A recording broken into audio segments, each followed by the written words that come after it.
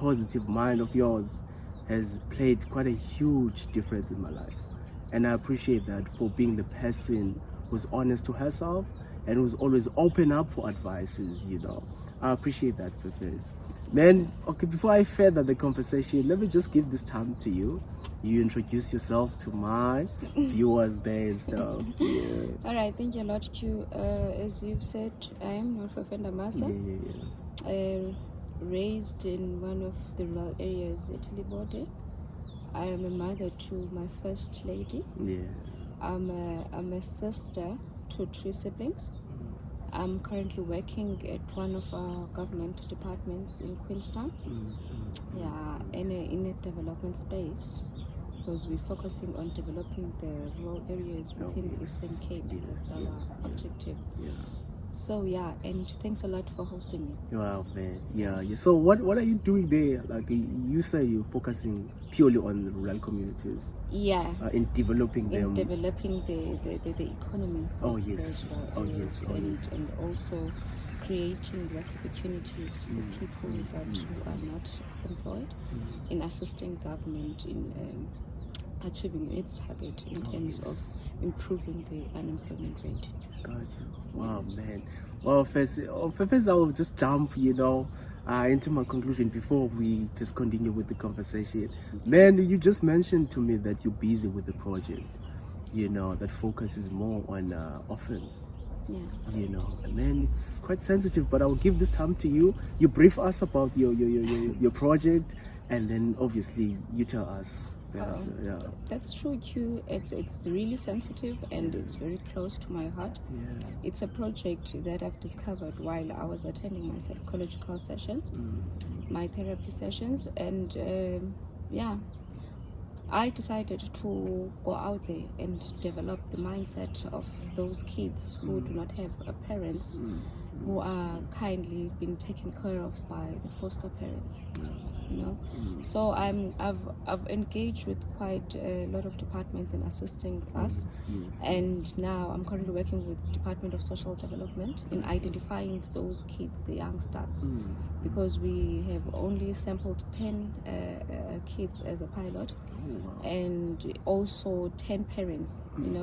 The kid must come with a parent. There will be an event where I'll be hosting people like you to talk about their experiences, more especially in mental health, because the aim is to improve their mindset and to ensure that they become who they want to be in future.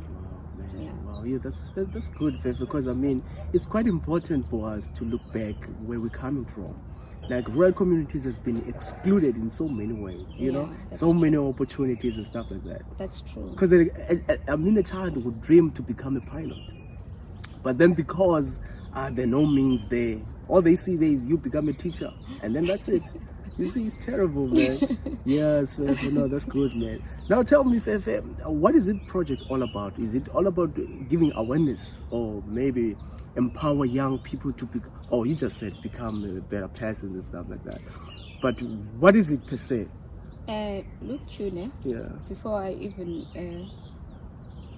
elaborate more about the project, let me first give you a background on why I have identified this project. Please. As I think it took my first time to tell you this, I'm an orphan.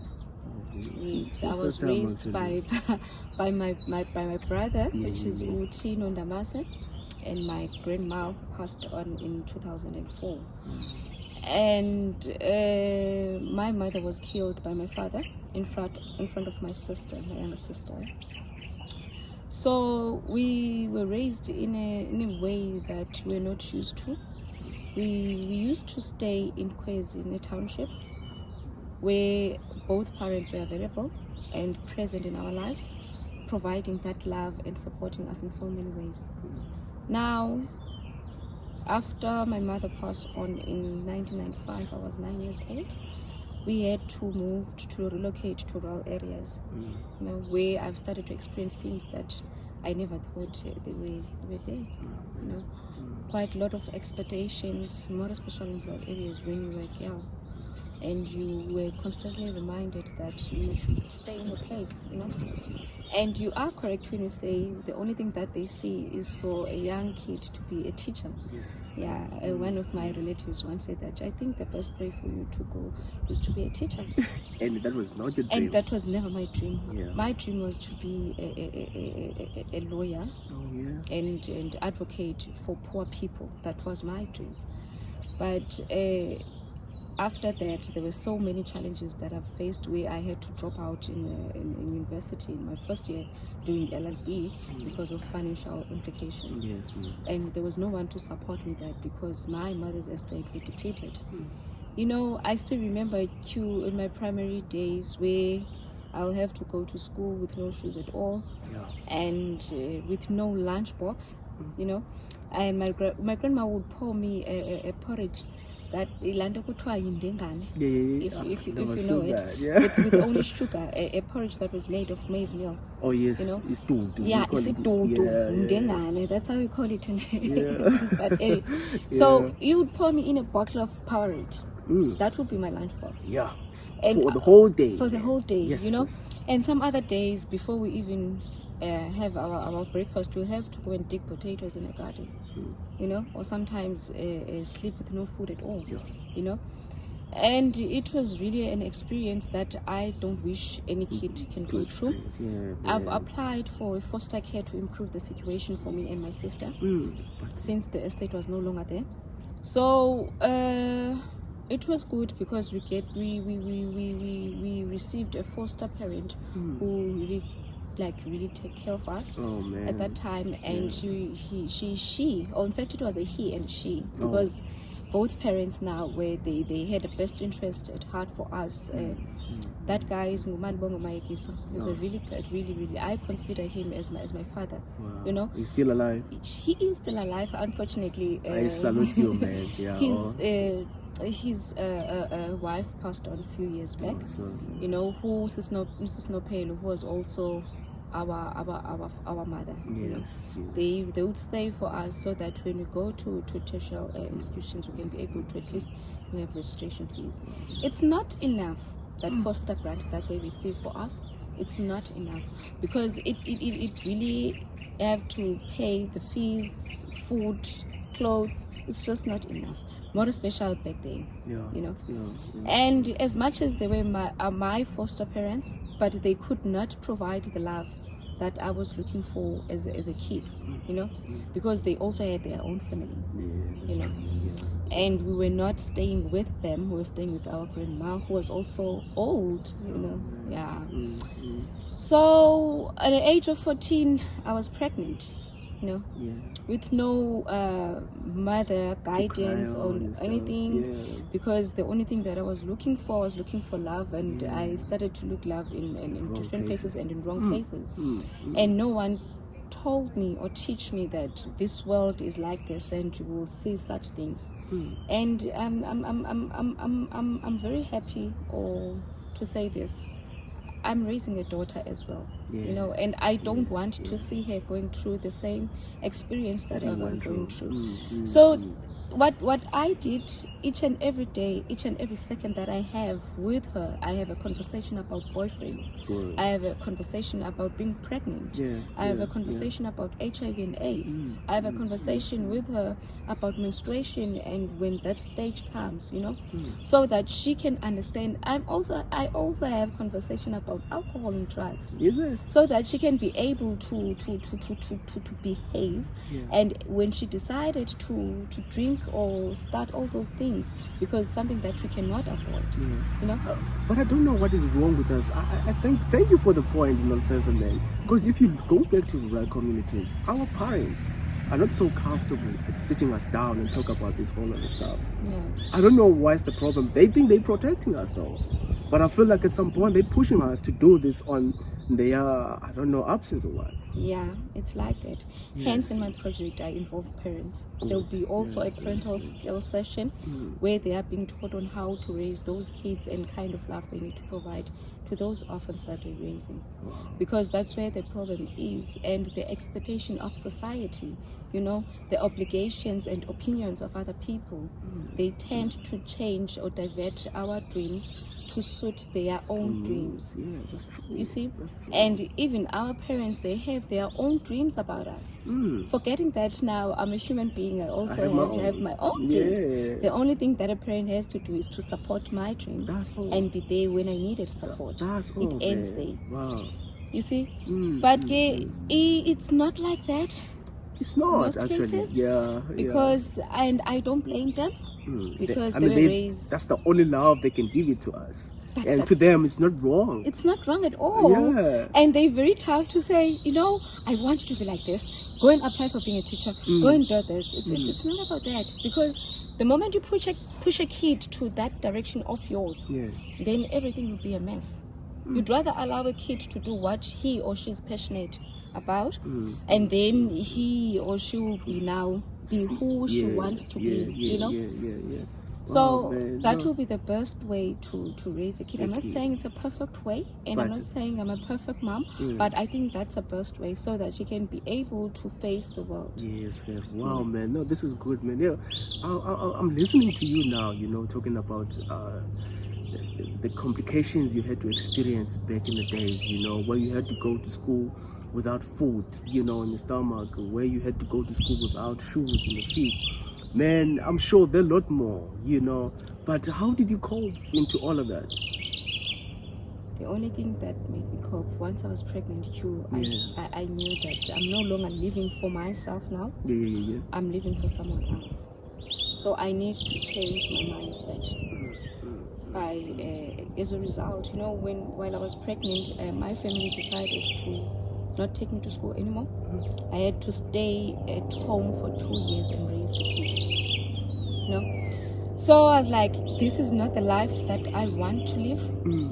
And my mom did not give me or gave me. She never gave me that kind of life. You know, I was raised where everything was available for me, and I was also sent to schools that will empower my skills and all those things. And now, me moving to rural areas where English was taught in Xhosa, you know, and everything was a mess. Have to travel plus minus 7 kilometers to school. Walking. Yes. You know? So what makes me keep going was the change and of mindset. All right. So I was just positive about everything that I was doing and making sure that my dream is a success. Yes. Because what I was looking for is a better life for my kid and for my siblings as well, and for the entire family. So that's what makes me and push me and makes me who I am today.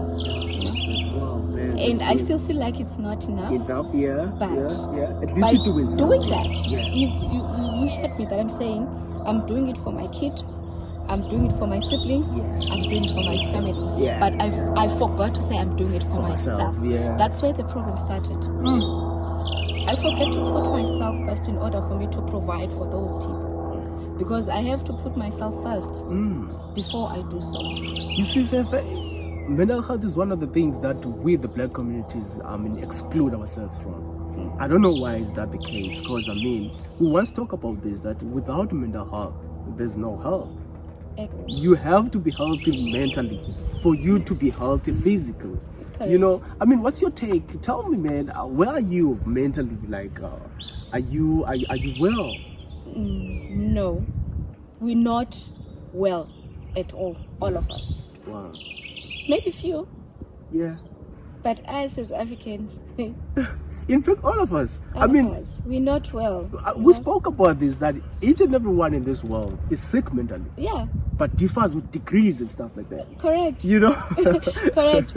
You know, with all the experience that I've just mentioned, in this conversation, the pressure that I've put myself into, because I want to ensure that my kid, my family, my siblings are okay, they led me to depression.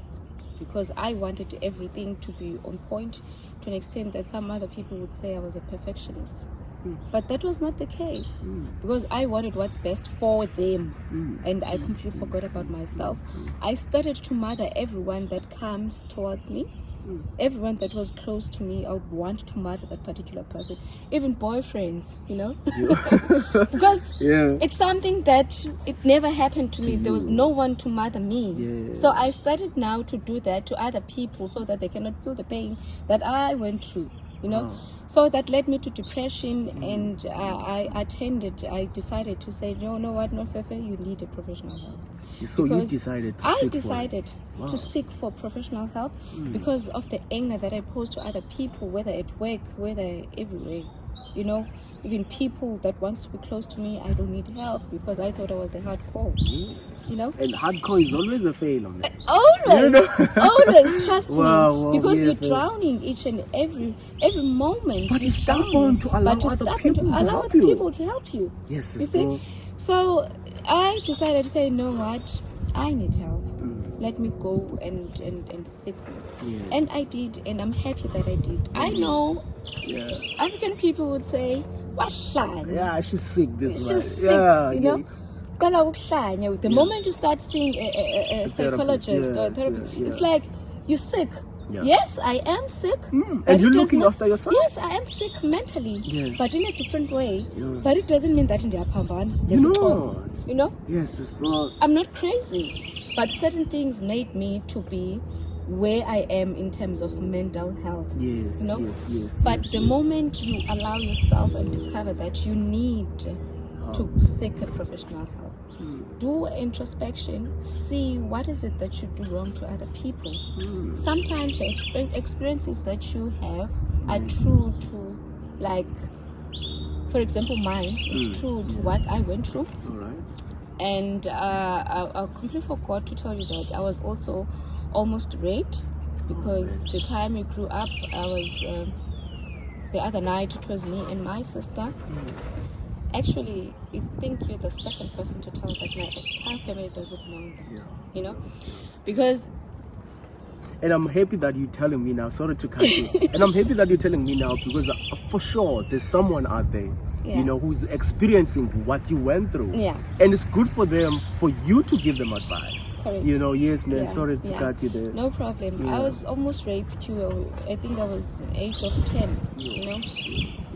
And my brothers were not there in the house because we were living with them, and it was just me and my sister, and the person who was supposed to look after us was out there partying, And we did not lock my brother's bedroom, where we decided to go and sleep at, because we thought it's safer than our own bedroom. And somehow I had my brother's friend. When I woke up, I felt like there was someone on top of me, and there was someone on top of me. It was my brother's friend who they took him in to stay with us, because that time he didn't have a place to stay. So when I woke up, this guy was just on top of me, and I tried to scream. I pushed him away, and I took my sister, and we ran out, and then we stayed the whole night outside, waiting for people to come home. And after that, I did not tell my brothers. I did not tell anyone, and I decided to block that memory.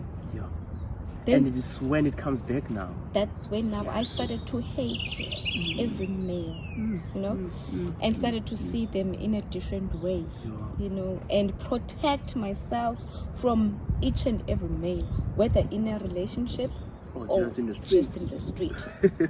When you start to yell at me, I'm on your case. And if you think that you'll touch me, oh boy, that comes in trouble. That comes in trouble. I'm also a boy myself. Wow, man. So I came defensive since then, to protect myself. That's when I started to protect myself, even my emotions when it comes to men. I must say, in terms of relationship, ever since then, they never lasted.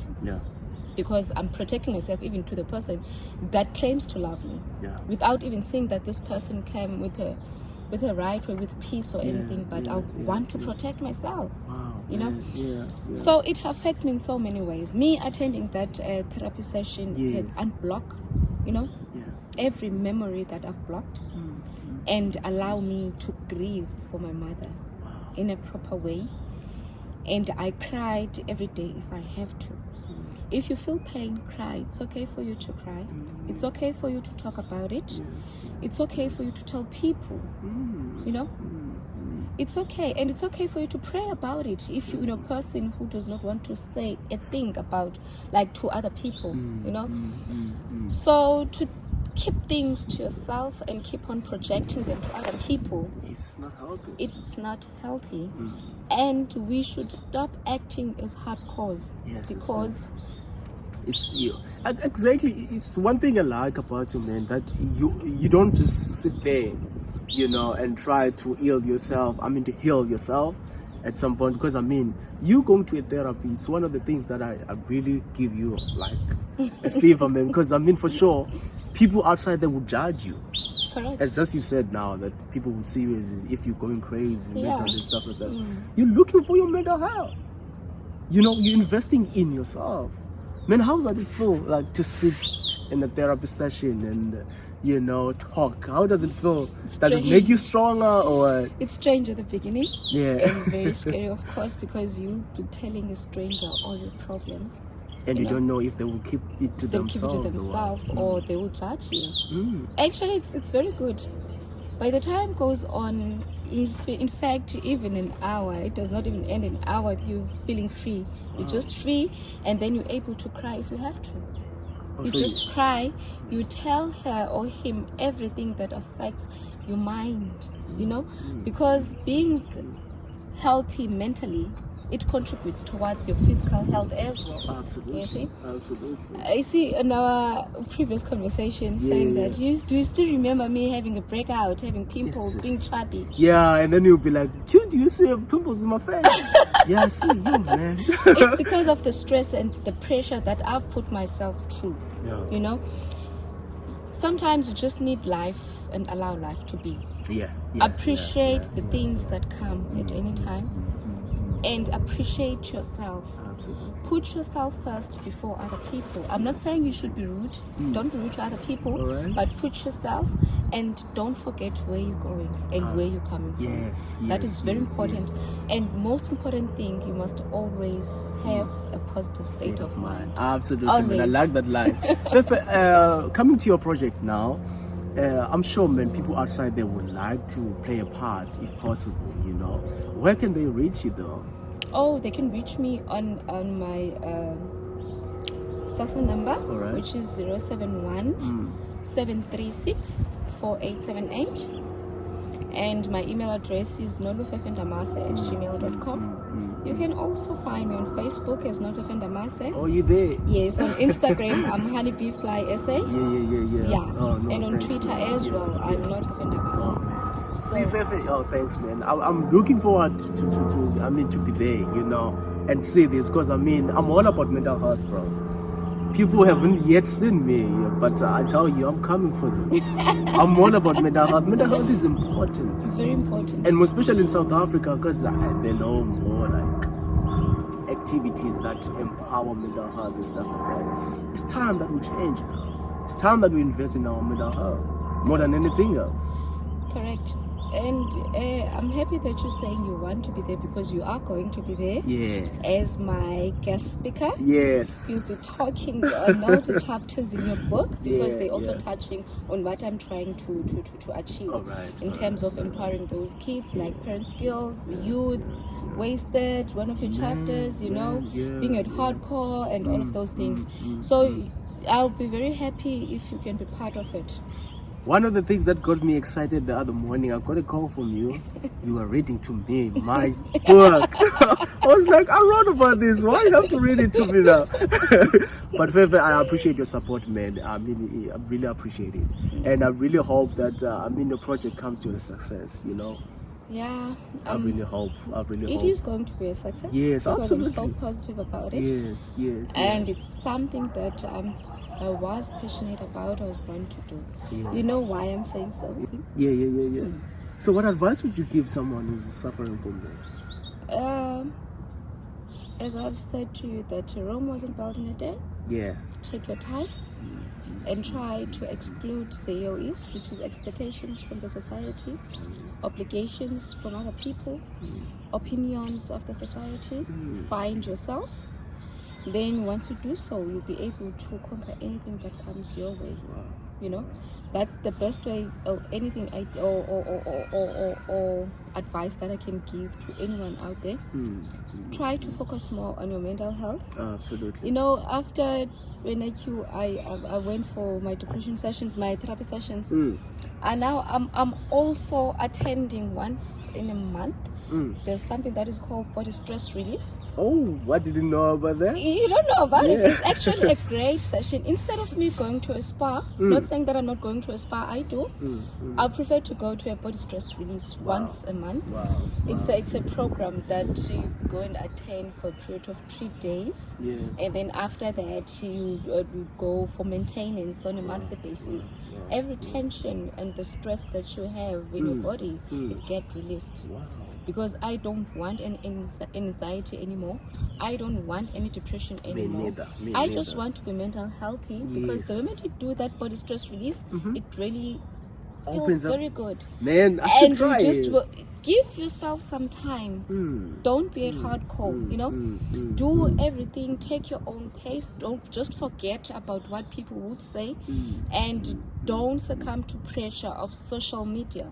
You know, because I would have with you taking pictures on Facebook or Instagram, nice pictures being next to the beach, driving a Mustang or a Porsche, you know. And I was like, I want to be there. And then you ended up caught in things that you're not even supposed to be true, you know. You don't know what True has done in order for him to be where he is, and you don't know how long it took him. Exactly, you know? exactly. So do your own thing, man. At your own pace, bro. Don't rush to anyone. You know, just do your own thing, and don't want to satisfy each and everyone. Respect people. Take advices from people, but choose what you take from those. Which advice that suits you well. You know, you must choose and go out there. If you are mental heal, try to heal and heal others as well. Absolutely. Because by me saying those things to them, I'm also healing as well. Absolutely. That's what I love about this channel. That's what I love about this channel, because we're hosting people, you know, who are relevant to the concept that mental health is power. Yeah, it is. I mean, what's your say about this? Mental health is power. It is indeed a power, because you remember I said I went to my therapy sessions. That's when I started to discover my abilities. Hence, I started the project. You know? Hence, I started the project, and it's not a thing that I'm going to do. It's not a once-off thing. I'm trying to do it. It's gonna be my thing. To empower. Not only now. I'm not only going to focus on orphans, but anything that has to do with development and empower people. But my focus will be on rural areas. Got you. Yeah. Let's go back there, man. Let's give them hope, because it's faded outside there. You know, rural communities are not a child's play. I see white people. I was once driving with Ferranda, you know, to Dwesa, you know, one of the rural communities. She said, "Your life is good here." Yeah. Damn, I like the roads and stuff like that. I said to her, "You don't know what you're talking about," because there's a lot more going on there. There are no opportunities there. You know, it's bad, because I mean, as much as you're saying that there are no opportunities, but there is talent. There is talent. I can tell you. There is talent. There is talent. Opportunities to drive that, or they have to groom that talent, I mean, they're less. That's for you to be prosperous, you have to go to the cities. That's where you come in. Yes. Change their mindset. Absolutely. Remember, development does not come with you funding or donating a lot of money. It starts by changing the mindset of those people. That's how you empower people and develop people, so that they can see things in a different perspective. You know, that's how things are. You know, and I would appreciate and call for all people out there, the SOEs, you know, the government departments, the private sector, to go and invest to those areas. You know. Thanks, Fefe, man. Wow, man, I appreciate your time, Fefe. I mean, it means a lot, all the way from Queenstown. Wow, bro, Lord, thank you so much, Fefe, man. And I appreciate this. I will always appreciate this, man. Yeah. has left a landmark.